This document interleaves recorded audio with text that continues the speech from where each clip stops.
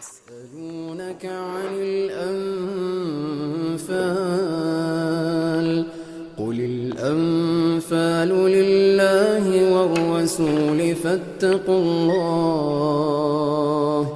فاتقوا الله وأصلحوا ذات بينكم وأطيعوا الله ورسوله إن كنتم مؤمنين. إنما المؤمنون الذين إذا ذكر الله وجلت قلوبهم وإذا تليت عليهم آياته زادتهم إيمانا وعلى ربهم يتوكلون. الذين يقيمون الصلاة ومما رزقناهم ينفقون. يا أهلا وسهلا. النهاردة عايز أكلمك في نقطة، يعني موضوع مهم جدا عمال شاغل بال الفترة اللي فاتت، وهي فكرة إن أنت تشتغل إزاي أو تعمل إيه أو تعمل اللي عليك إزاي أو الحاجات دي كلها. وأوقات الواحد بيبقى عنده أهداف عايز يوصلها ويحققها، ولكن هو مش راضي عن اللي هو فيه، ودايما مشغول بالنتائج والحاجات اللي هو عايز يوصلها، سواء في دماغه نتيجة معينة عايز يوصلها فهو قاعد يفكر ويقول هو أنا هوصل لها إزاي، هجيب المجموع ده كله إزاي، هجيب المبلغ ده إزاي، هعمل ده إزاي، هعمل ده إزاي. فهو قاعد يشغل باله بحاجات هي أصلا في إطار النتائج، بدل ما هو كان شغل باله بالحاجات دي والنتائج دي كان يدخل في حتة إن هو يشغل باله بالأسباب، لأن هو بيدخل نفسه في الأقدار اللي هي أصلا مش بإيديه.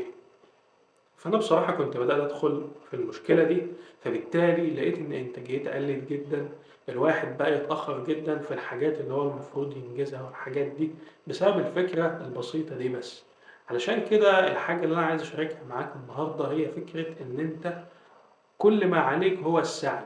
ركز على إن أنت تسعى وتاخد بالأسباب وتتقن الحاجة اللي أنت بتشتغل عليها بأحسن شكل ممكن، وأكيد ربنا سبحانه وتعالى مش هيضيع تعبك ده. ومغفرة ورزق كريم. كما أخرجك ربك من بيتك بالحق وإن فريقا من المؤمنين لكارهون.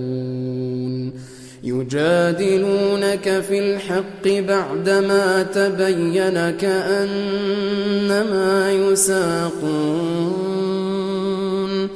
كأنما يساقون إلى الموت وهم ينظرون.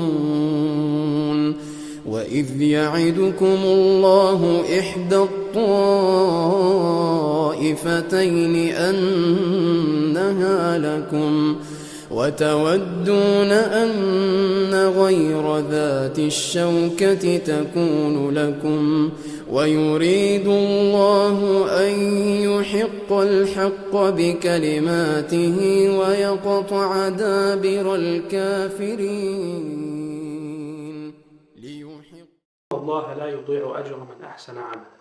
فبالتالي فكرة إن أنت تقعد تشغل بالك بالنتائج، طب أنا هعمل ده إزاي، طب ده هيجيلي إزاي، طب ده هيجيلي إزاي، طب ده هيجيلي إزاي، ده أصلا حاجة أنت بتعطل بها نفسك وبتشغل بها تفكيرك، وهموم أصلا يعني يعتبر ملهاش فايدة، لأن الله هو المدبر. ربنا سبحانه وتعالى هو اللي بيدبر لك أمرك، مش أنت اللي بتدبر الدنيا لنفسك. أنت كل اللي عليك إن ربنا سبحانه وتعالى بيسر لك أسباب، فأنت بتمشي في الأسباب دي وتسعى فيها، وربنا سبحانه وتعالى بيعطيك بقى النتائج بناء على سعيك ده. فهي دي الفكرة اللي أنا عايز أشاركها معاك النهاردة. فلوج كده خفيف ولطيف كده على السريع، وأشوفك في يوم جديد إن شاء الله، وفيديوهات جاية جديدة استنوها قريب، والسلام عليكم.